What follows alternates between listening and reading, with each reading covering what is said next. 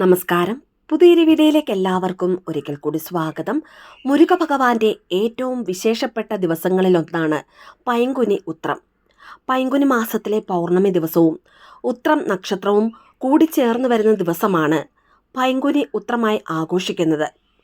തമിഴ് മാസങ്ങളിലെ 12-ാം മാസവും 12-ാം നക്ഷത്രമായ ഉത്രം നക്ഷത്രവും ഒത്തുചേരുന്ന ദിവസം തൻ്റെ 12 പുണ്യകരങ്ങളാൽ ഭക്തരെ സംരക്ഷിക്കുന്ന ഭഗവാനായ സാക്ഷാൽ മുരുക ഭഗവാന് ഏറ്റവും പ്രത്യേകതയുള്ള അല്ലെങ്കിൽ പ്രാധാന്യമുള്ള ദിവസമാണ് പൈങ്കുനി ഉത്രം. ശബരിമല അയ്യപ്പസ്വാമിയുടെ അവതാരം, ശിവപാർവതിമാരുടെ തൃക്കല്യാണം, സുബ്രഹ്മണ്യനും ദേവസേനയും തമ്മിലുള്ള തിരുമണം എന്നിവ നടന്നതും ഈ പുണ്യദിനത്തിലാണ്. 2026 ഏപ്രിൽ 1-ാം തീയതി ബുധനാഴ്ചയാണ് ഇത്തവണത്തെ പൈങ്കുനി ഉത്രം. വിവാഹം നടക്കാതെ വിഷമിക്കുന്നവരും ദാമ്പത്യ വിഷമങ്ങളും സന്താനങ്ങൾ കാരണം സങ്കടം അനുഭവിക്കുന്നവരും പൈങ്കുനി ഉത്രവ്രതം അനുഷ്ഠിച്ച് സുബ്രഹ്മണ്യ പ്രീതി നേടിയാൽ എല്ലാ ദുരിതങ്ങളും അകലുന്നതാണ്. മാത്രമല്ല, ഐശ്വര്യവും സന്തോഷവുമുള്ള ജീവിതം, സന്താനങ്ങൾക്ക് ശ്രേയസ്, സന്താനഭാഗ്യം, കാര്യവിജയം, മംഗല്യഭാഗ്യം, പ്രണയ സാഫല്യം എന്നിവയും ലഭിക്കുന്നതാണ്. പൈങ്കുനി ഉത്രത്തിന് നാളെ ഒരു ദിവസം മാത്രമായും വ്രതം അനുഷ്ഠിക്കുന്നവരുണ്ട്.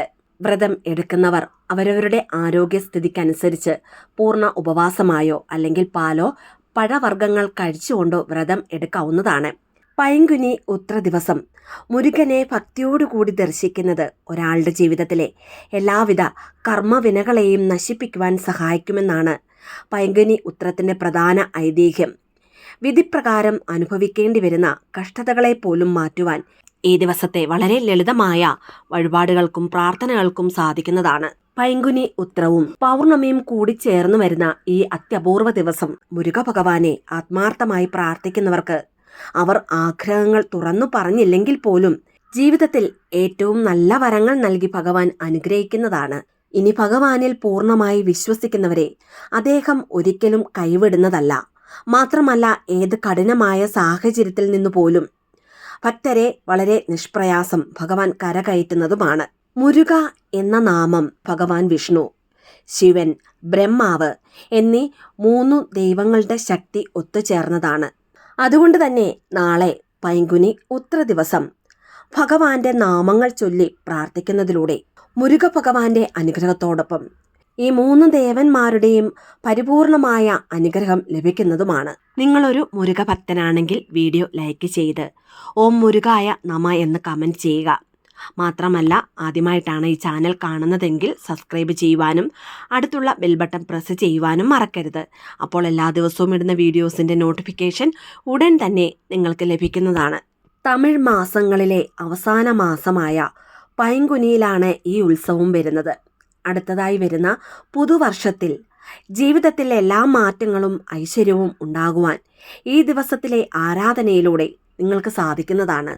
ഇത്രയേറെ വിശേഷപ്പെട്ട പൈങ്കുനി ഉത്ര ദിവസമായ നാളെ അതിരാവിലെ കുളിച്ച് വെറും വയറ്റിൽ ഇനി പറയുന്ന അതിശക്തിയാർന്ന ഈ ഒരു വരി മന്ത്രം ചൊല്ലി നോക്കൂ. എത്ര നടക്കാത്ത ആഗ്രഹങ്ങളും നിഷ്പ്രയാസം സാധിച്ചു കിട്ടുന്നതാണ്. മാത്രമല്ല, അടുത്ത പൈങ്കുനി ഉത്രം വരെ ചെയ്യുന്ന ഏതൊരു കാര്യവും അത് നിങ്ങൾക്ക് അനുകൂലമായി മാറുകയും കൂടാതെ ജീവിതത്തിൽ ഇതുവരെയും ഇല്ലാത്ത നല്ലൊരു മാറ്റം അല്ലെങ്കിൽ പുരോഗതി ഉണ്ടാകുന്നതുമാണ്.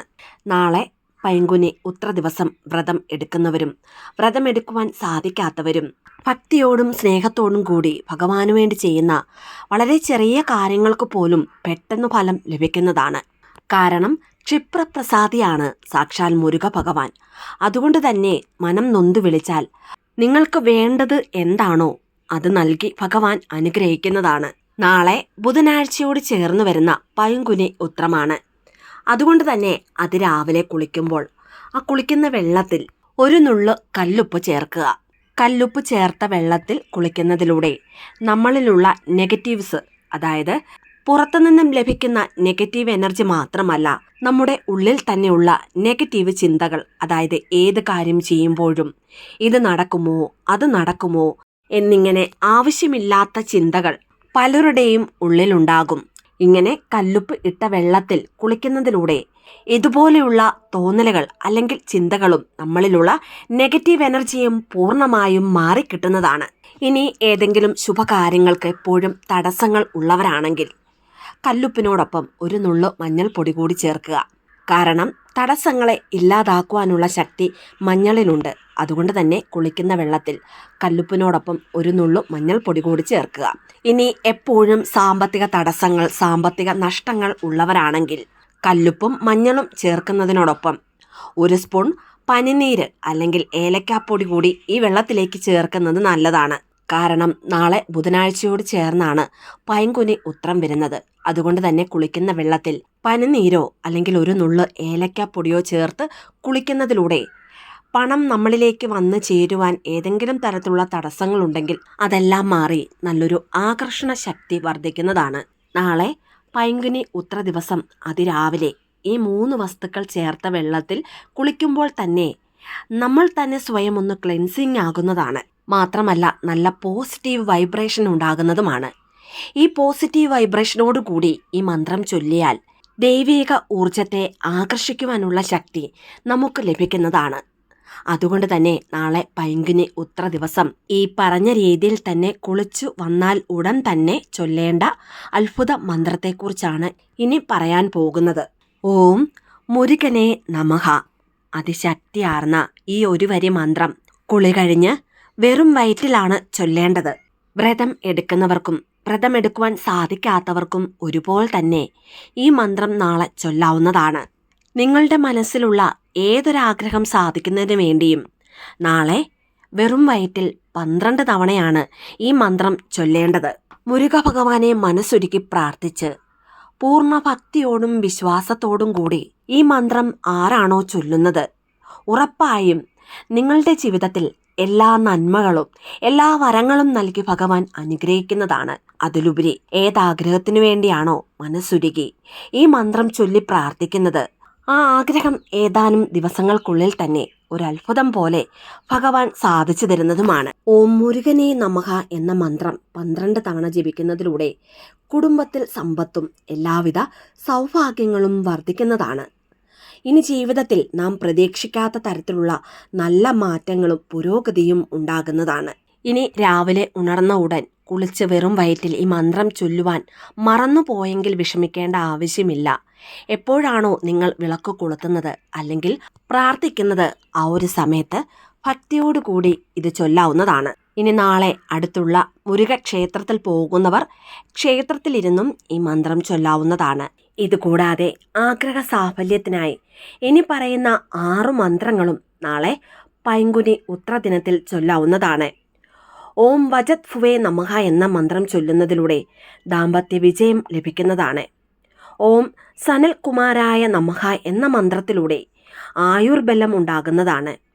ഭാഗ്യവർദ്ധനവിന് ഓം നീലകണ്ഠാത്മജായ നമഃ എന്ന് ചൊല്ലാവുന്നതാണ്.